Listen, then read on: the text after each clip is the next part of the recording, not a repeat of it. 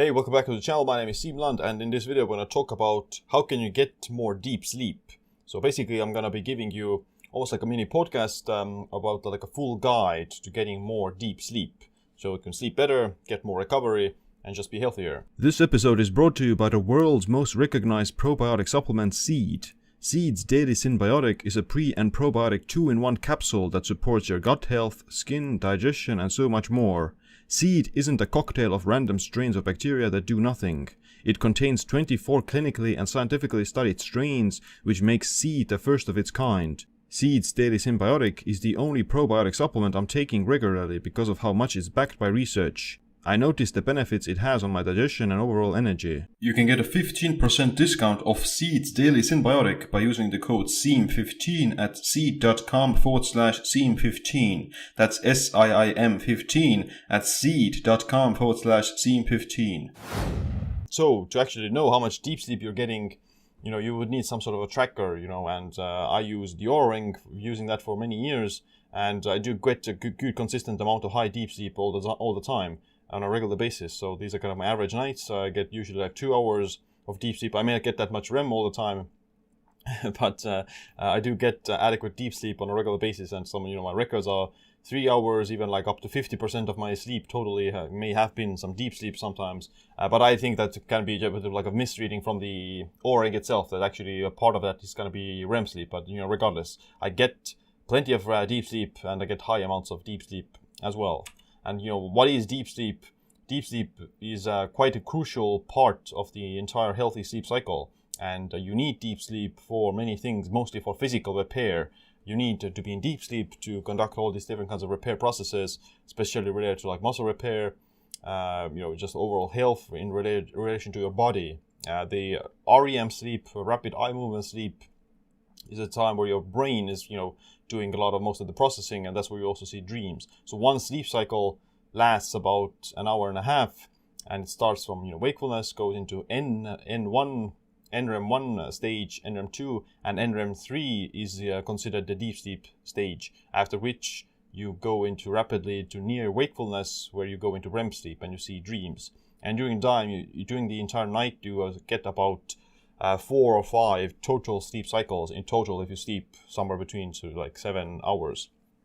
And the majority of deep sleep occurs in the first half of the night, like between 11 p.m. until 2 to 3 a.m. is where you get mostly deep sleep. And then in the dawn, basically in the later part of the night or early morning dawn, that is where you get more REM sleep and more dreams. So that's why the body kind of prioritizes the physical repair first, and then it starts to repair the brain and the neurological processes. Deep sleep is quite crucial in many aspects. How much deep sleep should you get? This depends a lot on your overall health, some genetics, and when you go to sleep, how much you sleep in total, etc. On average, it's okay, or it's healthy to be awake for about 2 to 5% of the night. Light sleep contributes the vast majority of your sleep. The NREM2 and NREM1 stages, you get like 40 to 50% of it can be up to light sleep. Although, ideal, you would want to have a little bit less of that, or you can compress it. Deep sleep, 13 to 23%. I would much rather have 25 or 30% as deep sleep, because it's still quite crucial. You don't want to be having too much light sleep, or you don't want to be deficient in light sleep, but compared to deep sleep, then light sleep, deep sleep is much more important. And REM sleep, somewhere between 20 to 25%, is a healthy amount. Too much REM can make you schizophrenic or something like that. It can cause it can also reflect some other problems with the brain if you get too much REM sleep. Deep sleep, I would much rather have a 30% deep sleep. So let's begin with, how do you actually get more deep sleep? Many people do struggle with that. They struggle with energy levels. They struggle with motivation. They struggle with staying asleep. They struggle with, body aches and pains. They get memory loss, etc. And that can all be tied back to just the poor quality sleep.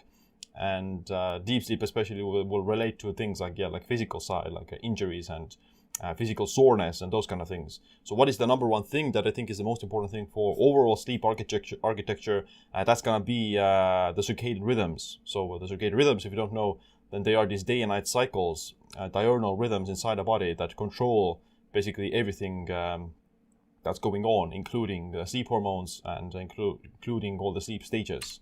And the main circadian rhythm, but probably related to just wakefulness and sleep, is the melatonin and cortisol circadian rhythm. And they follow this inverse pattern almost, or they reflect each other, or they're not similar. So cortisol tends to be the stress hormone, the wakefulness boosting hormone. It rises in the morning, peaks at 9 a.m. and drops low for the rest of the day, and it stays low throughout the night as well. Whereas melatonin is low in the morning and more low during daytime, but it starts to rise at 9 p.m. and peaks at like the middle of the night, and then also starts to gradually decrease, but it's still very elevated, and it drops down after the cortisol begins to rise. So this is melatonin is the sleep hormone, or the hormone of darkness, that basically starts the repair processes. Melatonin is linked to all these different kinds of antioxidant defense systems in the body: autophagy, growth hormone, cholesterol synthesis, gluconeogenesis, detoxifying the brain, bone health. The melatonin is not only like a sleep hormone, it's a longevity hormone. You don't want to be low in melatonin by any means, and that can be quite damaging to your overall health, especially when it comes to sleep quality. And with an optimal functioning circadian rhythm, then your body should have like these cycles mapped out quite easily, that you should produce high amounts of cortisol in the morning. It's healthy to have high amounts of cortisol after you wake up and peak at 9 a.m., etc., and then drop down. And it's healthy for your body to have a lot of melatonin when you go to bed and when you fall asleep, because it needs the melatonin to conduct the repair processes. And the circadian rhythms are regulated by many things. The biggest trigger is going to be light and darkness cues that are mediated through the eyes. So wavelengths from any kind of source, light wavelengths, will enter the eyes through the retina. They will enter the brain and stimulate the suprachiasmatic nucleus, which is the master circadian clock inside the brain. And that master circadian clock regulates all the peripheral clocks, like in the heart, liver, muscle, kidney, pancreas, fat cells, even the gut. They all have their circadian clocks, and that is regulated by the master clock inside the brain. And the master clock is like the vast majority of it is regulated by the day and night cycles and the light cues that you get through the eyes. So the eyes are the most biggest, let's say, channel for the circadian rhythms. Other things that also affect it are like eating, feeding times, and physical activity. There's also temperature that contributes to that, but they target mostly like the peripheral clocks. So food will mostly target like the gut and the microbiome and the fat cells and those kind of things.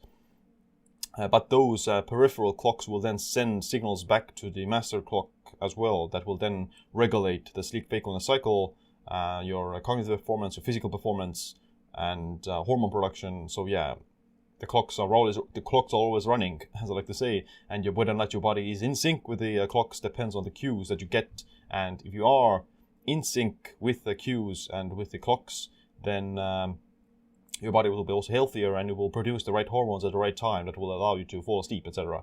If there is some sort of a mismatch, you're getting the light signals at the wrong times, you're getting the feeding signals at the wrong times, whatever it may be, you're jet lagged, or shift work, then the clocks will be out of sync, and then they actually begin to become damaged.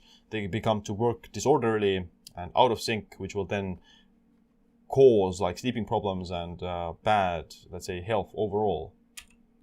Light itself, shouldn't be thought of as just, light. It's actually, you can think of it as nutrition, or a very important aspect of overall health, because the light, the circadian rhythms through the suprachiasmatic nucleus, they regulate, DNA repair, methylation, NAD+ recycling, autophagy, detox pathways, digestion, insulin sensitivity, fat burning, growth hormone. All those things are linked to the circadian signals. And especially when it comes to deep sleep and sleep, then obviously melatonin production is linked to the light signals. Your body doesn't produce melatonin at morning and daytime, but it does, or it's supposed to produce it before you go to bed. And that's where you need it the most.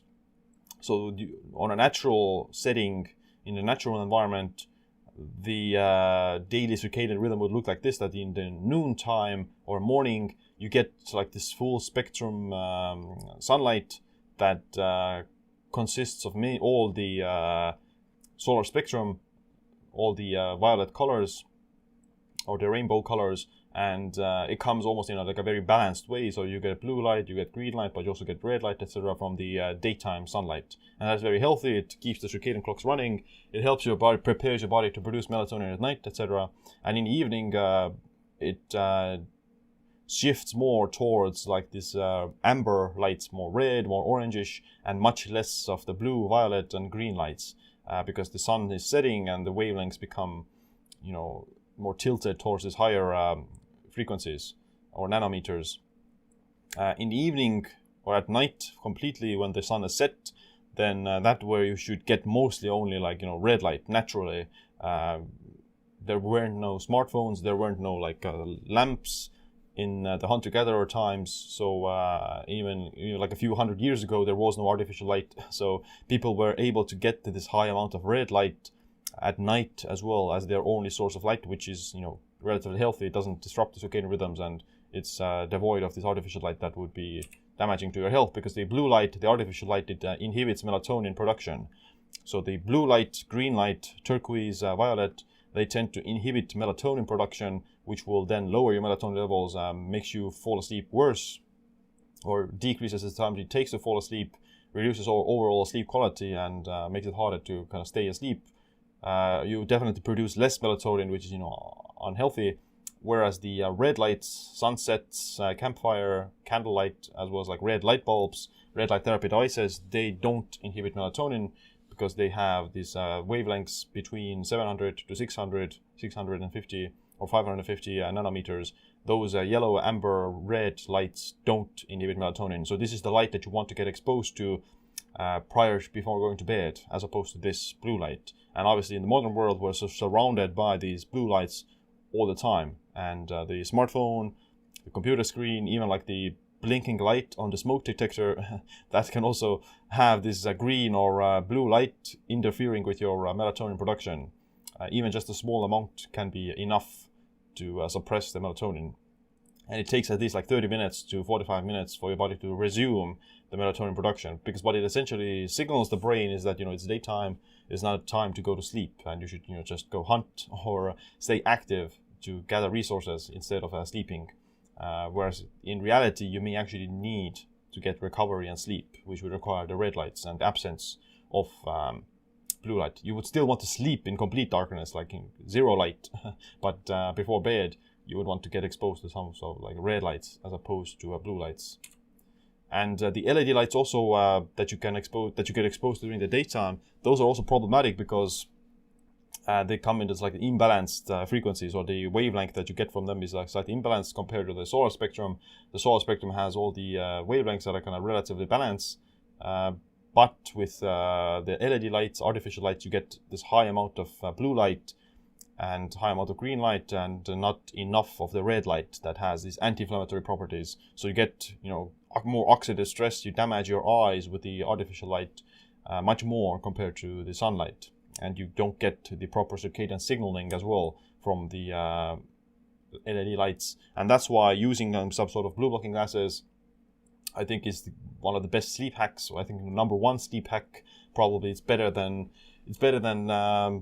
taking melatonin. Is better than using any sort of fancy gadgets. It's better than using even a sleep tracker. So the blue blocking glasses are, I think, one of the best things you can do to just protect your sleep, especially if you tend to have like some lights in your bedroom, or you tend to stay up too late watching at your smartphone. So the blue blocking glasses will filter out the specific blue and green light that will inhibit melatonin, but they will let through only the red and amber wavelengths. So this company that I'm working with is BlueBlox, and they have very stylish glasses. The red lenses, they have been tested. So these spectrogram on the BlueBlox, as you can see, it filters out all the blue and green, and it leaves only the amber red lights, which are the ones that don't inhibit melatonin. So this is what you want. To know whether or not your blue blocking glasses work, you have to, obviously, if the company has their spectrogram analysis test results on their website, then that's the best thing, because you can see, hey, it's actually legit. Most, like many, even like some reputable brands that you get from Amazon or whatever, they say that it's, blue blocking glasses, but they don't even filter out the blue light, or they leave some of the green light in, which is not ideal. You want to block out all the blue and green light. And to know whether or not your glasses work, you can just put them on and look at these RGB circles. So if you can see the blue light, then obviously, or if you can see the green light, then it means they're not working. You should see only the red circle. The blue circle should be completely black, and the green circle may be like slightly grayish or slightly darker, but it shouldn't be gray, or it shouldn't be green. You shouldn't see green or blue colors when you're using your blue blocking glasses. You should only see slightly like this yellow, maybe amber, and red colors. Moving on with melatonin, more like how do you make melatonin?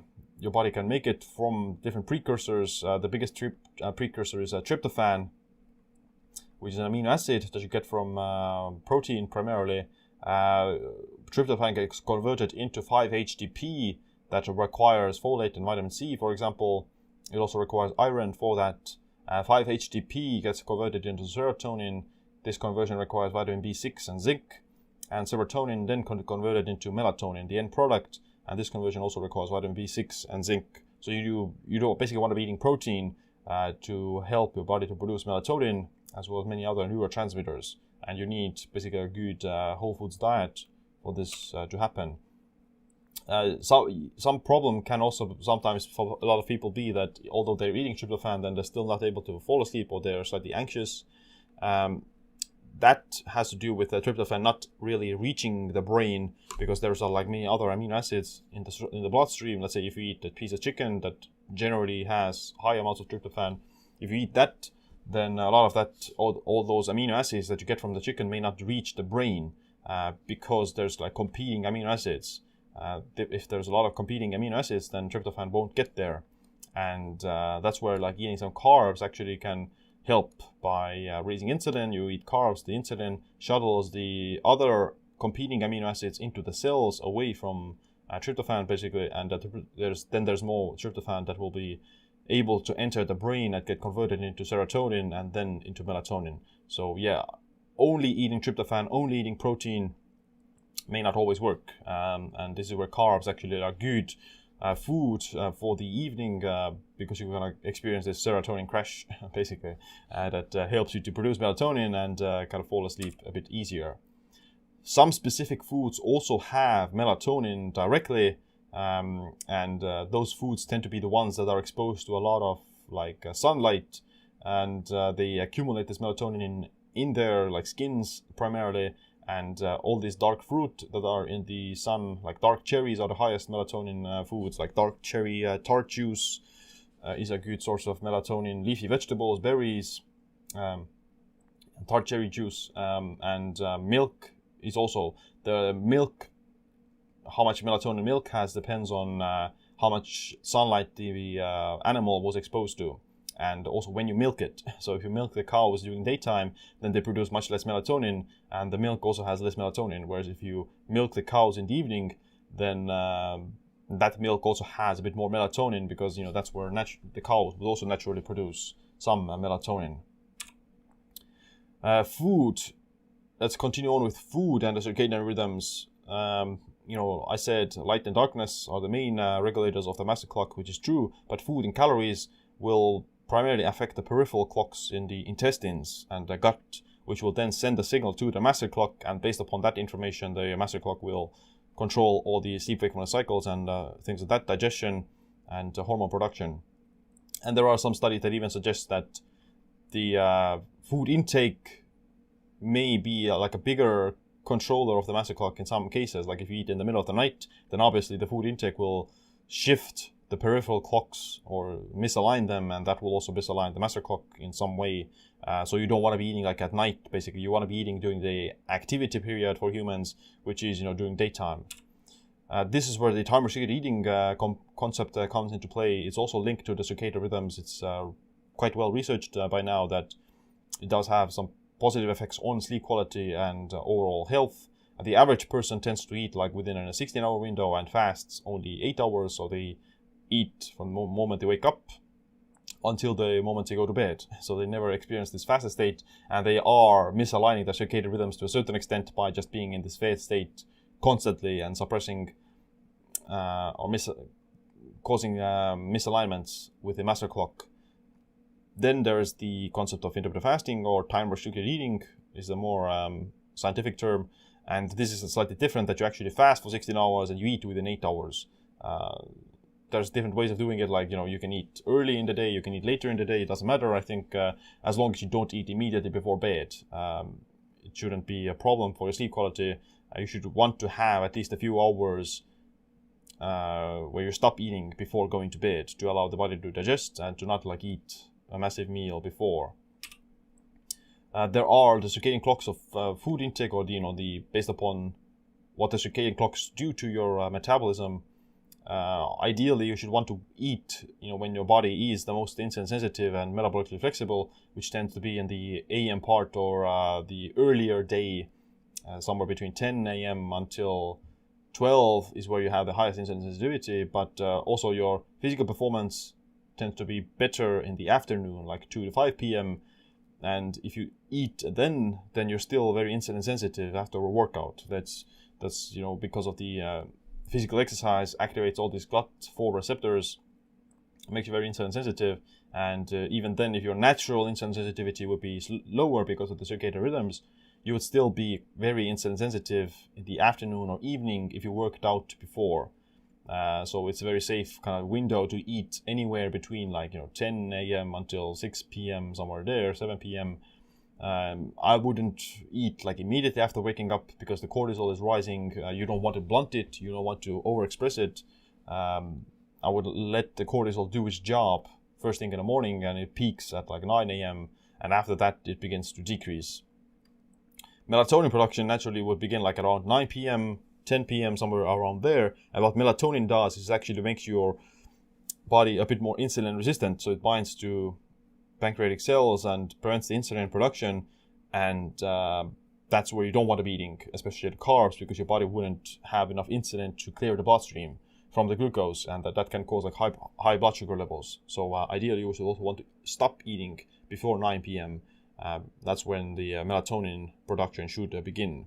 And growth hormone, this is the kind of mostly repair hormone, not like a muscle building hormone, but that starts to rise 11 PM and stays elevated until 2 PM. So you would want to be in a semi, not with a full stomach when this process happens.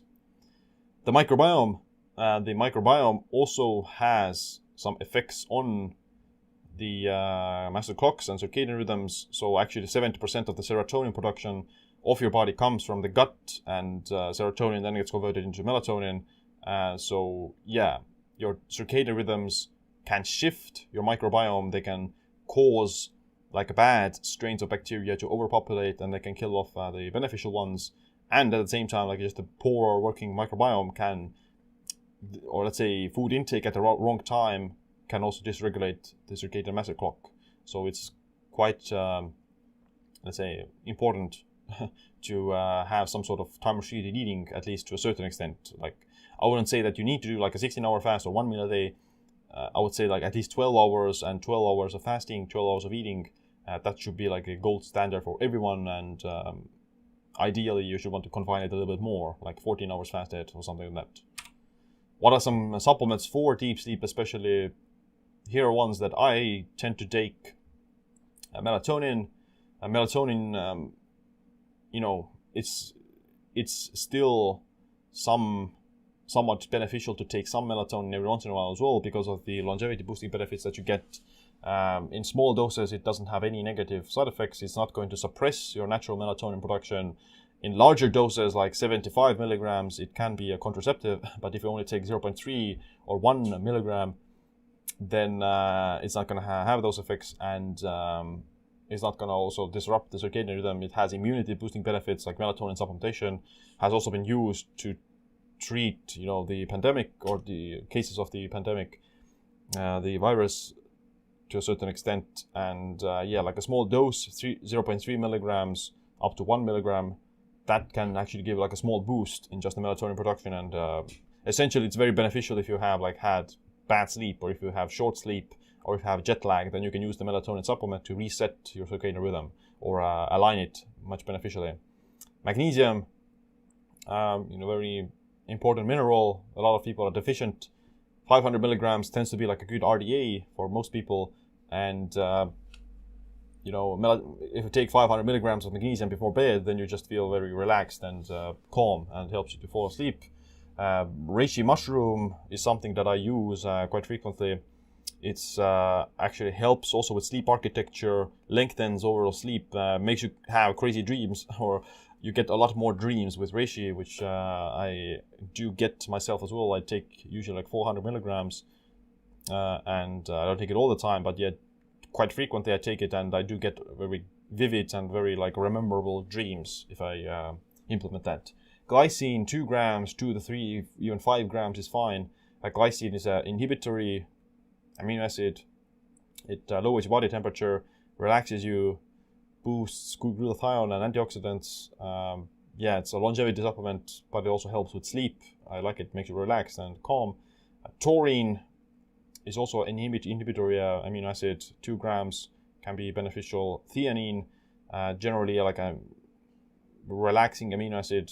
200 milligrams. You can take it even during daytime with coffee to kind of ease out of the jitters of coffee or something. Or if you're stressed out, then L-theanine can be a great one. Essential amino acids, for getting these amino acids that are required for producing all these neurotransmitters, you don't need to take it before bed, but even during daytime, some essential amino acids, 10 to 15 grams, can be beneficial. And lastly, like a seed daily synbiotic is what I take. It's also, obviously with a link to the gut microbiome. If your gut microbiome is messed up, or it has an overgrowth of too many bad bacteria and not enough good ones, then it's going to be a negative effect on the circadian clock system. So some sort of a probiotic supplement is general improves motility and just well-being and things like that as well. Let's talk about caffeine. Caffeine stays in your system for quite a long time. The half-life of caffeine is like 5 to 6 hours. So 50% of it is still going to be in your system after 6 hours of drinking. So even within 24 hours of drinking a full cup of coffee, there's going to be some amounts of caffeine in your system. So that's why you obviously don't want to be overdoing the caffeine. I generally drink like 1 to 2 cups of coffee a day, maybe 3 at max, and I don't have any negative side effects from that. I get still plenty of good sleep. The problem is that when you take it matters. I try to cut off caffeine at noon, so that I would have like a long period of time, at least 50% more than that will be out of my system before the evening. Let's talk about the aspect of aging, the problem with aging with the circadian rhythms. When you do get older, then your circadian rhythm system becomes more damaged because of aging. Aging causes oxidative stress. Aging reduces the, let's say, effectiveness of the retina to transmit the signals to the circadian clock system. Your brain gets slightly damaged with age, and that's when you produce less of these hormones. You produce less melatonin, you produce less cortisol, you produce less growth hormone. All these hormones get damaged partly because of the aging damaging the circadian clock system. And this has been shown to, like, older people get significantly less total sleep, and their sleep quality is worse. Their deep sleep is worse. So that's because of the circadian rhythms become more flat. You want to have like these big swings.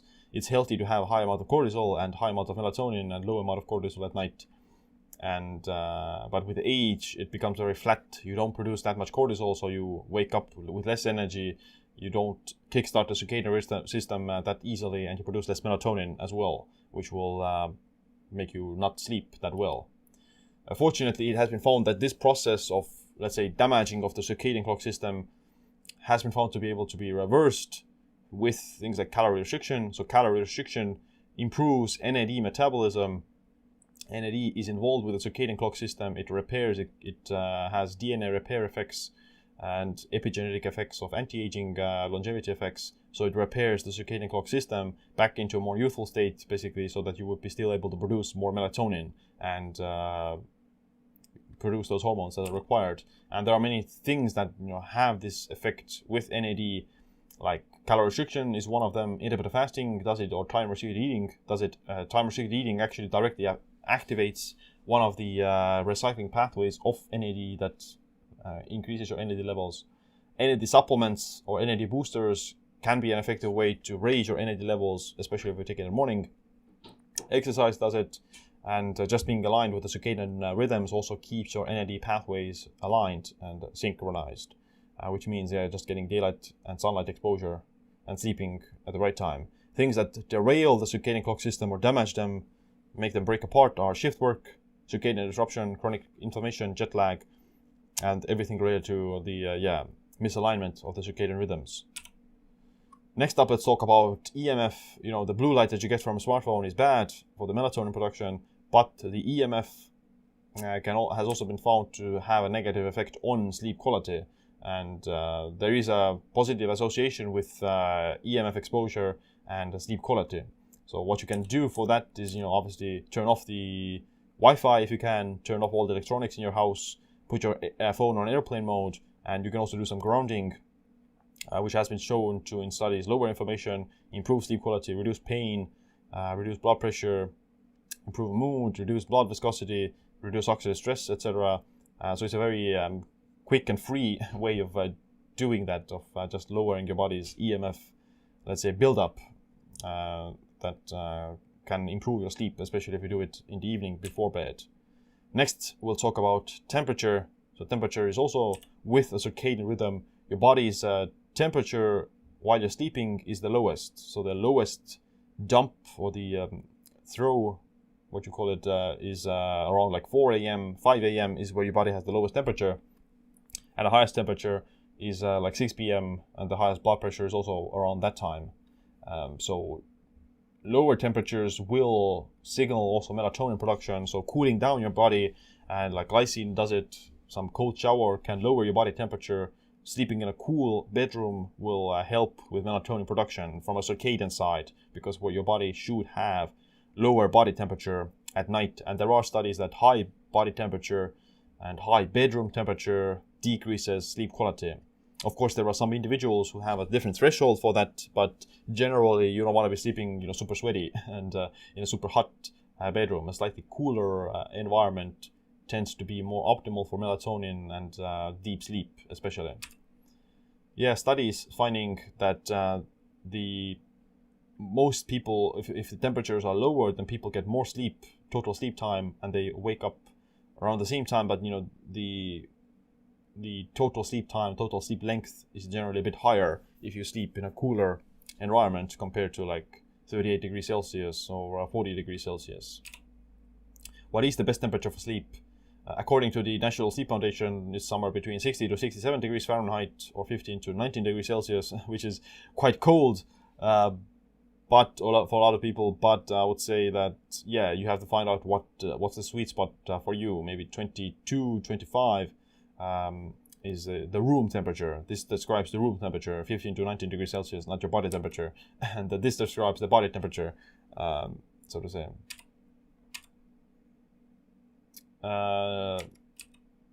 If you want to cool down your bed, then you can use, obviously you can just open your window, which is easy. You can turn off the central heating, but there's also like these chili pads, which I use only during the summer. When it's super hot and you can't like turn off the sun, you can only use something that cools you down, and the chili pad is a good, easy use for that. Let's talk about exercise. How does exercise affect your sleep quality? When you are, let's say, during the daytime you're awake, then what happens is that your sleep pressure increases. And sleep pressure describes, just the desire to fall asleep and the demand for sleep. The longer you stay awake for 30 hours, then your sleep pressure is super high. Whereas if you've been awake for only 4 hours, then your sleep pressure is low. So the longer you stay awake, the higher the sleep pressure is. And things that increase the sleep pressure are things like exercise, just physical activity, mental thinking. Those can just increase the sleep pressure. And the more you exercise, the more you want to sleep, and the more you need sleep as well. If you stay awake, you don't go to bed, then obviously the sleep pressure continues climbing, and that's going to be bad for your overall health, and you get injured or something. But if you go to sleep and fall asleep, then the sleep pressure drops back to baseline. After you've woken up, it begins to rise again. So you want to accumulate some amount of sleep pressure during the daytime. And you build the sleep pressure with exercise, and you build it with also daylight exposure. Sunlight exposure increases the sleep pressure because of the circadian rhythm clock system. And there is studies finding that exercise increases sleep quality almost in a linear fashion. So people who are vigorous exercisers, they report much higher sleep quality compared to those who are moderate or light exercisers. And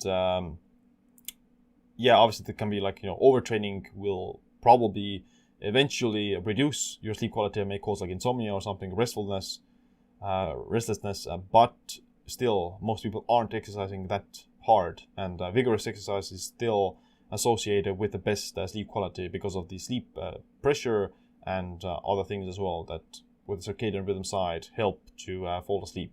And no exercise is where people actually report somewhat worse sleep quality because obviously they don't have that much sleep pressure, and their let's say maybe their melatonin production is lower because of the circadian clock system is damaged. They don't have that much NAD. Exercise also boosts NAD. So you just want to exercise to increase your sleep pressure and improve sleep quality. When is the best time to exercise? Cortisol rises 6 to 7 a.m., peaks 9 a.m. I personally don't like to exercise first thing in the morning. Although it's fine to do it, it can also be a good way to kickstart the circadian rhythm, or if you're jet lagged, you're in a new time zone, exercising in the morning can be a great way to start the circadian system at that point. Ideally, the best time to exercise is would be between 2 to 4 to 5 p.m. because that's where you have best coordination and the greatest muscle strength and power. But obviously any time is better than nothing. So I personally like to work out 4 to 5 p.m. But any time during the daytime is going to be generally good. The highest blood pressure comes at 6 to 7 p.m. So that's where I wouldn't necessarily work out. And melatonin production also begins at 9 to 10 p.m.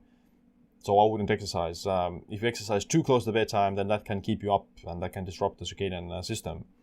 So I would stop exercising at least 3 to 4, 5 hours before bed. Now I'll just cover a few small things that can also affect the sleep in a positive way. Infrared light, infrared saunas, as well as the regular red light. Those have been found to improve sleep quality and melatonin production as well, because the red light mimics the sunset to a certain extent, at least the wavelengths. There are studies finding that it improves sleep quality. There's also PMF, or impulse magnetic field therapy, those kind of things. They have also been used to treat insomnia and help with sleep. What they do mostly is just reduce inflammation and reduce pain that can be beneficial for the sleep cycle. There's also things like meditation and mindfulness. Those have been found to improve sleep quality. Maybe stress management, I would imagine, is the mechanism there. White noise, so some kind of background noise, is good for just creating this buffer against the environmental noise. So if you have a lot of outside noise, then that can prevent you from falling asleep, whereas some sort of white noise machine will block it. So you hear only this very monotonous white noise that kind of shields you from the outside noise that will otherwise keep you up. And lastly, I think, just sleeping in darkness is probably the most crucial thing, that you wouldn't have some sort of artificial lights somewhere, you wouldn't have lamps, you wouldn't have the window open with the street lamps or passing cars suppressing your melatonin. You don't want that. You want to sleep in this semi-complete darkness with as much darkness as possible. If you want to know more about how do you fully optimize your sleep, then you can check out my total sleep optimization video course. It talks more about overall sleep science, as well as how you optimize it, not only just deep sleep, etc. But this video just gives a good basic overview and good tips for just improving your sleep quality, especially deep sleep. Alright, that's it for this video. Make sure you click the like, subscribe, notification bell as well. My name is Siib. Stay optimized, stay empowered.